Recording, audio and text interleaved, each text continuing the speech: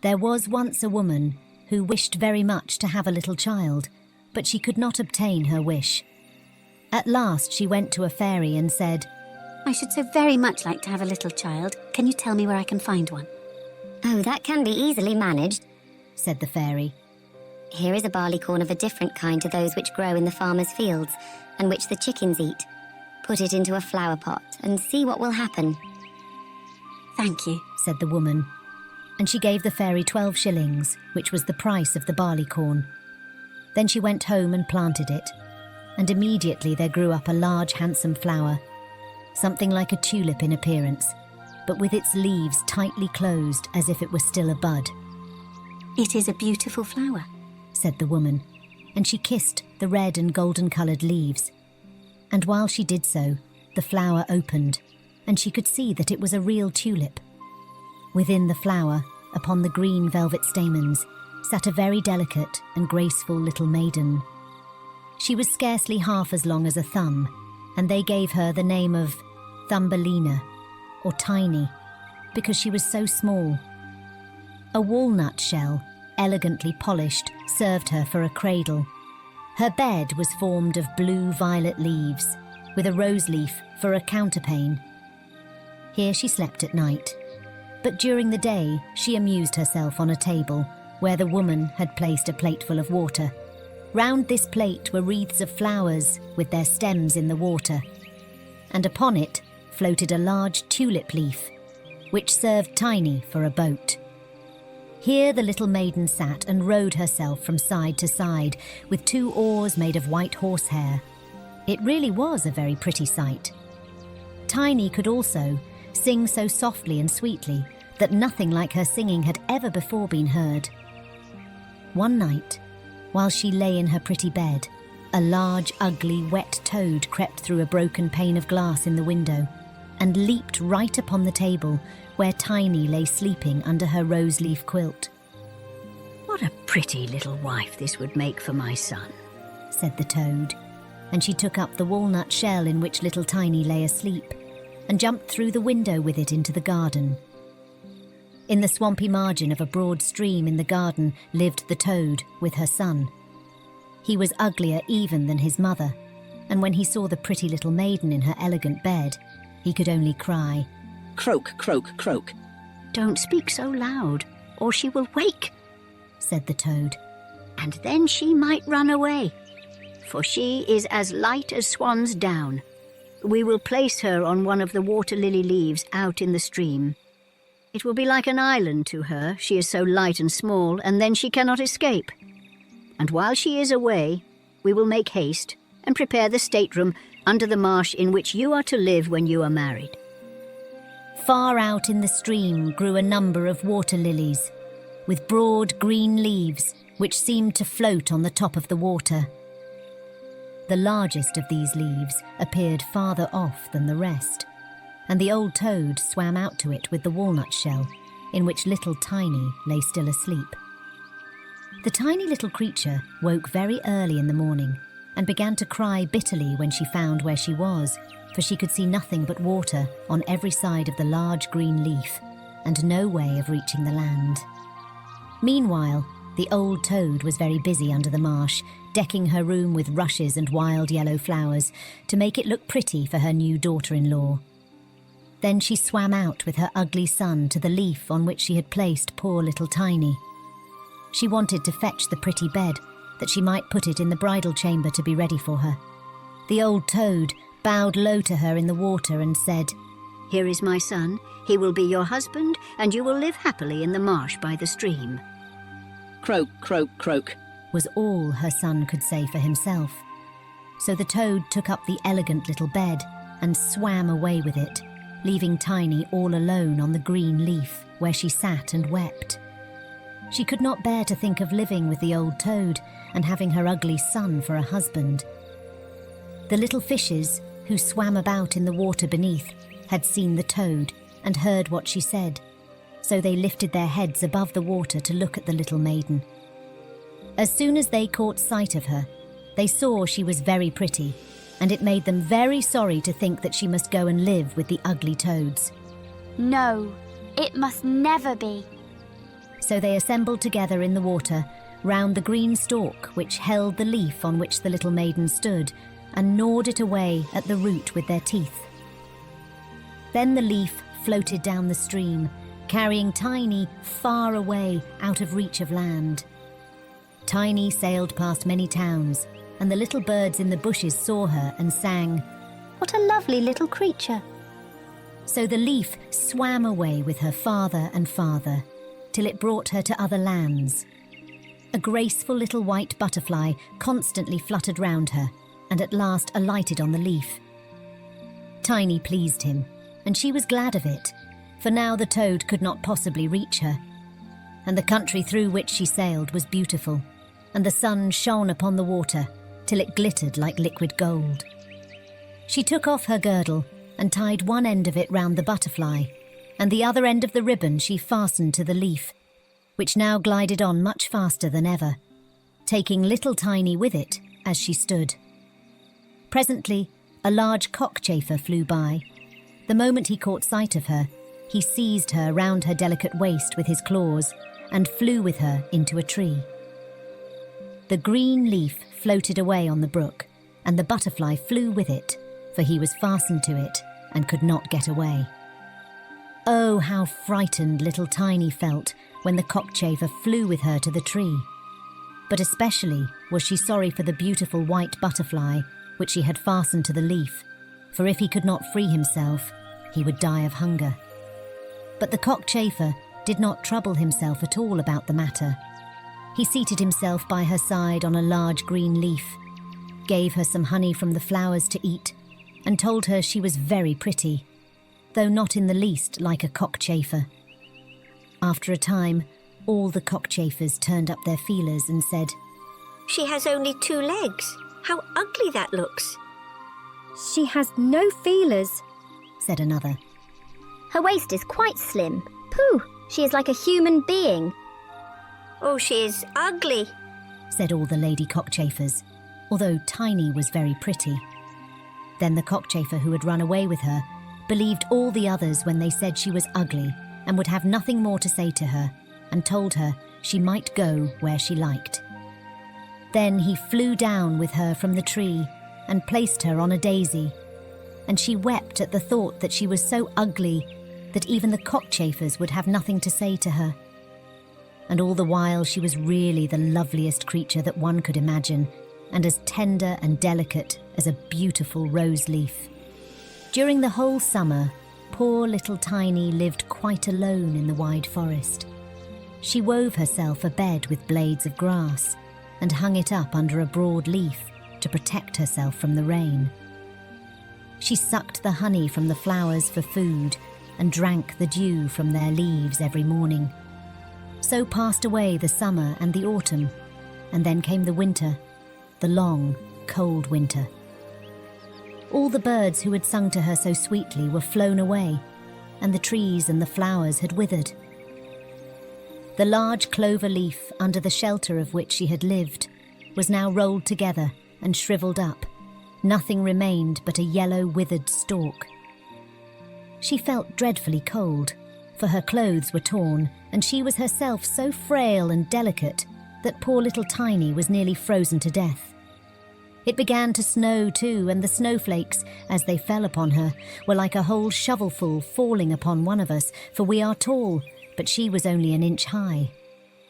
Then she wrapped herself up in a dry leaf, but it cracked in the middle and could not keep her warm, and she shivered with cold. Near the wood in which she had been living lay a cornfield, but the corn had been cut a long time. Nothing remained but the bare, dry stubble standing up out of the frozen ground. It was to her like struggling through a large wood. Oh, how she shivered with the cold. She came at last to the door of a field mouse, who had a little den under the corn stubble. There dwelt the field mouse in warmth and comfort, with a whole room full of corn, a kitchen, and a beautiful dining room. Poor little Tiny stood before the door, just like a little beggar girl, and begged for a small piece of barley corn, for she had been without a morsel to eat for 2 days. You poor little creature. Said the field mouse, who was really a good old field mouse. Come into my warm room and dine with me. She was very pleased with Tiny, so she said, You are quite welcome to stay with me all the winter if you like. But you must keep my rooms clean and neat, and tell me stories, for I shall like to hear them very much. and Tiny did all the field mouse asked her and found herself very comfortable. We shall have a visitor soon, Said the field mouse one day. My neighbour pays me a visit once a week. He is better off than I am. He has large rooms and wears a beautiful black velvet coat. If you could only have him for a husband, you would be well provided for indeed. But he is blind, so you must tell him some of your prettiest stories. But Tiny did not feel at all interested about this neighbour, for he was a mole. However, he came and paid his visit dressed in his black velvet coat. He is very rich and learned, and his house is 20 times larger than mine, Said the field mouse. He was rich and learned, no doubt, but he always spoke slightingly of the sun and the pretty flowers because he had never seen them. Tiny was obliged to sing to him, Ladybird, ladybird, fly away home. and many other pretty songs, and the mole fell in love with her because she had such a sweet voice. But he said nothing yet, for he was very cautious. A short time before, the mole had dug a long passage under the earth, which led from the dwelling of the field mouse to his own, and here she had permission to walk with Tiny whenever she liked. But he warned them not to be alarmed at the sight of a dead bird which lay in the passage. It was a perfect bird, with a beak and feathers, and could not have been dead long, and was lying just where the mole had made his passage. The mole took a piece of phosphorescent wood in his mouth, and it glittered like fire in the dark. Then he went before them to light them through the long, dark passage. When they came to the spot where lay the dead bird, the mole pushed his broad nose through the ceiling. The earth gave way so that there was a large hole, and the daylight shone into the passage. In the middle of the floor lay a dead swallow, his beautiful wings pulled close to his sides, his feet and his head drawn up under his feathers. The poor bird had evidently died of the cold. It made little Tiny very sad to see it. She did so love the little birds. All the summer they had sung and twittered for her so beautifully. But the mole pushed it aside with his crooked legs and said, He will sing no more now. How miserable it must be to be born a little bird. I am thankful that none of my children will ever be birds, for they can do nothing but cry, tweet, tweet, and always die of hunger in the winter. Yes, you may well say that as a clever man. exclaimed the field mouse. What is the use of his twittering? For when winter comes, he must either starve or be frozen to death. Still, birds are very high bred. Tiny said nothing, but when the two others had turned their backs on the bird, she stooped down and stroked aside the soft feathers which covered the head, and kissed the closed eyelids. Perhaps this was the one who sang to me so sweetly in the summer, She said. and how much pleasure it gave me, you dear pretty bird. The mole now stopped up the hole through which the daylight shone, and then accompanied the lady home. But during the night, Tiny could not sleep, so she got out of bed and wove a large, beautiful carpet of hay. Then she carried it to the dead bird and spread it over him. With some down from the flowers which she had found in the field mouse's room, it was as soft as wool, and she spread some of it on each side of the bird, so that he might lie warmly in the cold earth. Farewell, you pretty little bird. Said she. Farewell. Thank you for your delightful singing during the summer, when all the trees were green and the warm sun shone upon us. Then she laid her head on the bird's breast. But she was alarmed immediately, for it seemed as if something inside the bird went thump, thump. It was the bird's heart. He was not really dead, only benumbed with the cold, and the warmth had restored him to life. In autumn, all the swallows fly away into warm countries. But if one happens to linger, the cold seizes it, it becomes frozen and falls down as if dead. It remains where it fell, and the cold snow covers it. Tiny trembled very much. She was quite frightened, for the bird was large, a great deal larger than herself. She was only an inch high. But she took courage, laid the wool more thickly over the poor swallow, and then took a leaf which she had used for her own counterpane and laid it over the head of the poor bird. The next morning she again stole out to see him. He was alive, but very weak. He could only open his eyes for a moment to look at Tiny, who stood by holding a piece of decayed wood in her hand, for she had no other lantern. Thank you, pretty little maiden, said the sick swallow. I have been so nicely warmed that I shall soon regain my strength and be able to fly about again in the warm sunshine. Oh, said she. it is cold out of doors now. It snows and freezes. Stay in your warm bed. I will take care of you. Then she brought the swallow some water in a flower leaf, and after he had drank, he told her that he had wounded one of his wings in a thorn bush and could not fly as fast as the others, who were soon far away on their journey to warm countries. Then at last he had fallen to the earth and could remember no more, nor how he came to be where she had found him. The whole winter the swallow remained underground, and Tiny nursed him with care and love. Neither the mole nor the field mouse knew anything about it, for they did not like swallows. Very soon the springtime came, and the sun warmed the earth. Then the swallow bade farewell to Tiny, and she opened the hole in the ceiling which the mole had made. The sun shone in upon them so beautifully that the swallow asked her if she would go with him. She could sit on his back, he said, and he would fly away with her into the green woods.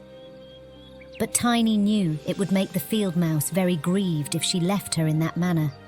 So she said, No, I cannot. Farewell then. Farewell, you good pretty little maiden, said the swallow, and he flew out into the sunshine. Tiny looked after him, and the tears rose in her eyes.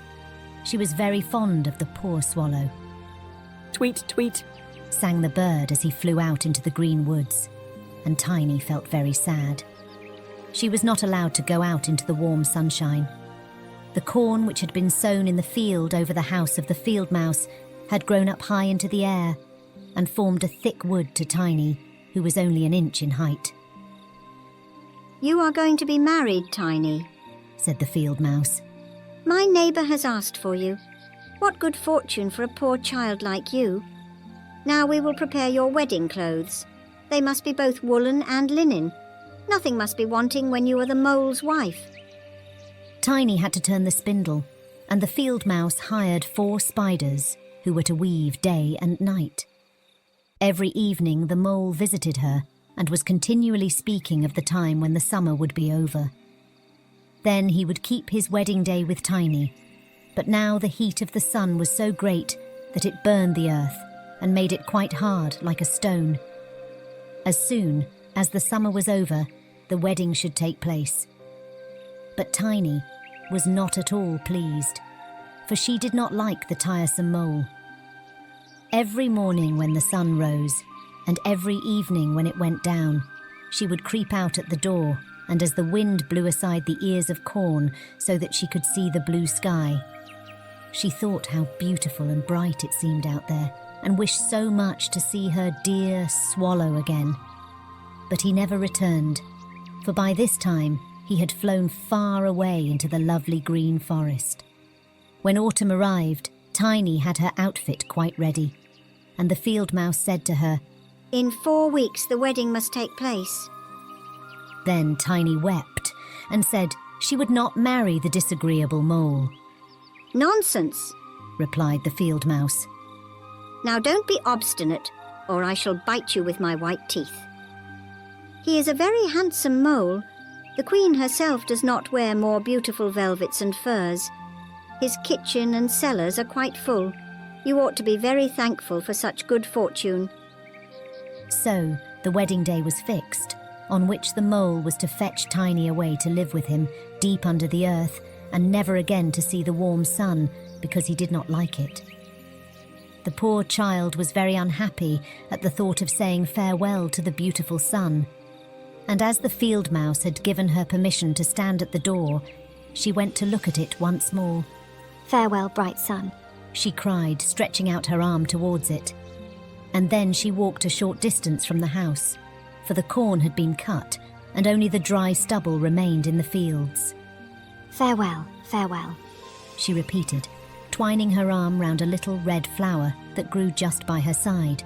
Greet the little swallow from me, if you should see him again. Tweet, tweet! Sounded over her head suddenly. She looked up, and there was the swallow himself flying close by. As soon as he spied Tiny, he was delighted, and then she told him how unwilling she felt to marry the ugly mole and to live always beneath the earth and never to see the bright sun anymore. And as she told him, she wept. Cold winter is coming, Said the swallow. and I am going to fly away into warmer countries. Will you go with me? You can sit on my back and fasten yourself on with your sash. Then we can fly away from the ugly mole and his gloomy rooms, far away over the mountains, into warmer countries where the sun shines more brightly than here, where it is always summer and the flowers bloom in greater beauty. Fly now with me, dear little Tiny. You saved my life when I lay frozen in that dark passage. Yes, I will go with you. Said Tiny, and she seated herself on the bird's back, with her feet on his outstretched wings, and tied her girdle to one of his strongest feathers. Then the swallow rose in the air and flew over forest and over sea, high above the highest mountains, covered with eternal snow. Tiny would have been frozen in the cold air, but she crept under the bird's warm feathers, keeping her little head uncovered, so that she might admire the beautiful lands over which they passed. At length they reached the warm countries, where the sun shines brightly and the sky seems so much higher above the earth. Here, on the hedges and by the wayside, grew purple, green and white grapes. Lemons and oranges hung from trees in the woods, and the air was fragrant with myrtles and orange blossoms. Beautiful children ran along the country lanes, playing with large, gay butterflies, and as the swallow flew farther and farther, every place appeared still more lovely. At last they came to a blue lake, and by the side of it, shaded by trees of the deepest green, stood a palace of dazzling white marble, built in the olden times. Vines clustered round its lofty pillars, and at the top were many swallows' nests, and one of these was the home of the swallow who carried Tiny. This is my house, Said the swallow. but it would not do for you to live there. You would not be comfortable. You must choose for yourself one of those lovely flowers, and I will put you down upon it, and then you shall have everything that you can wish to make you happy. That will be delightful. She said, and clapped her little hands for joy. A large marble pillar lay on the ground, which, in falling, had been broken into 3 pieces. Between these pieces grew the most beautiful large white flowers, so the swallow flew down with Tiny and placed her on one of the broadleaves. But how surprised she was to see in the middle of the flower a tiny little man, as white and transparent as if he had been made of crystal. He had a gold crown on his head and delicate wings at his shoulders, and was not much larger than Tiny herself. He was the angel of the flower, for a tiny man and a tiny woman dwell in every flower, and this was the king of them all. Oh, how beautiful he is. Whispered Tiny to the swallow. The little prince was at first quite frightened at the bird, who was like a giant compared to such a delicate little creature as himself. But when he saw Tiny, he was delighted, and thought her the prettiest little maiden he had ever seen. He took the gold crown from his head and placed it on hers, and asked her name, and if she would be his wife and queen over all the flowers. This certainly was a very different sort of husband to the son of a toad or the mole, with my black velvet and fur. So she said yes to the handsome prince. Then all the flowers opened, and out of each came a little lady or a tiny lord, all so pretty it was quite a pleasure to look at them. Each of them brought Tiny a present, but the best gift was a pair of beautiful wings, which had belonged to a large white fly, and they fastened them to Tiny's shoulders so that she might fly from flower to flower.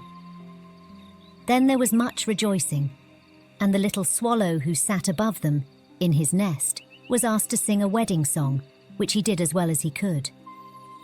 But in his heart he felt sad, for he was very fond of Tiny, and would have liked never to part from her again.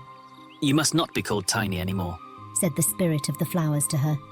It is an ugly name, and you are so very pretty. We will call you Maya. Farewell, farewell.